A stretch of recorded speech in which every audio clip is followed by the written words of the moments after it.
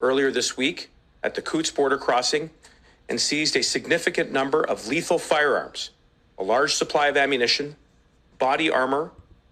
4 men were charged by the RCMP with a conspiracy to murder officers. As the Deputy Commissioner of the RCMP noted, and I quote, Monday's weapons seizure and subsequent arrests speak to the serious criminal activities taking place during the protest and illegal blockades. The dangerous criminal activity occurring away from the TV cameras and social media posts was real and organized. It could have been deadly for citizens, protesters, and officers. We need to be clear-eyed about the seriousness of these incidents. Indeed, several of the individuals at Coutts have strong ties to a far-right extreme organization with leaders who are in Ottawa. We're talking about a group that is organized, agile, knowledgeable, and driven by an extremist ideology where might makes right. And this is completely contrary to our democratic values.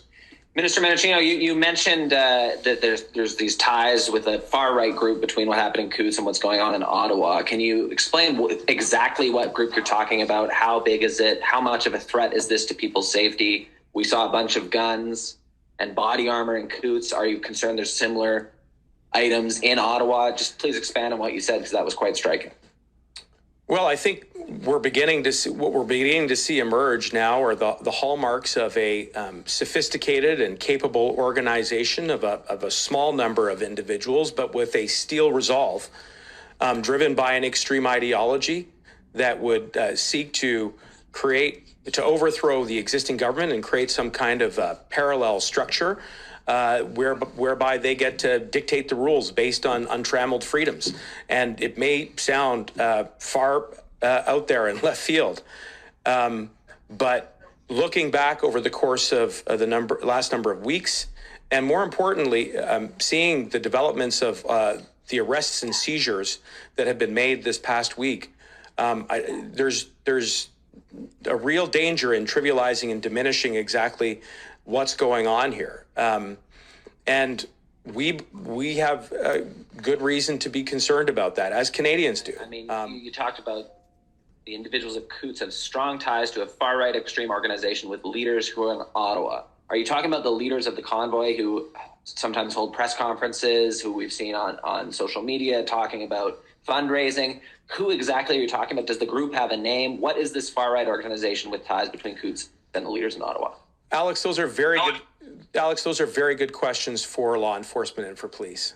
All I can tell you is that what we're seeing is a very similar pattern of conduct and the hallmarks of the ideology and the motivations of people who are operating in different parts of the country, who are trying to interrupt our borders, who are interrupting daily life here in our communities.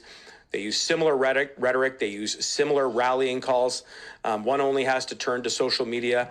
But in terms of the details, which I think you are quite right to ask, those are questions which are best put to our law enforcement. Can you please clarify, yes or no? Have you seen clear or been given or told clear evidence of a direct tie between the people who had the guns and the motives and plans to kill officers in Alberta and people who are in the demonstrations and blockades in Ottawa?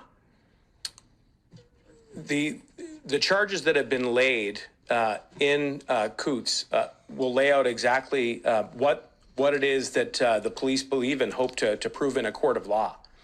The point that is being made is that the rhetoric that supported the movement in Coutts is very similar and strikingly similar to the kind of rhetoric that we're seeing not only in Ottawa, but right across the country. I want to follow up on Marika Walsh's question. I think that we need to be certain that it sounds like you are making the connection between the rhetoric of suspects who, are accused of attempted and conspiring to attempt murder in Coutts, Alberta, and the organizers here. So is that what your conclusion is, or is that something that's backed up by evidence of an ongoing law enforcement investigation. No, I think you have it right. I mean, I think the pattern that we're seeing here is in the rhetoric that is being used not only in Coutts, not only in Ottawa, but right across the country. And, one, I think, can observe that very plainly in the similar messages that are being shared by those who are participating actively in the blockades. And so that unified and focused message is one of concern, and I think does shed light on the ideological motivations of those who are prepared to move beyond just demonstrations and crossing into different conduct, which would be illegal. So then it's your conclusion. It's certainly, I think, the conclusion of many individuals and Canadians who are taking a look at social media, and it's extremely concerning.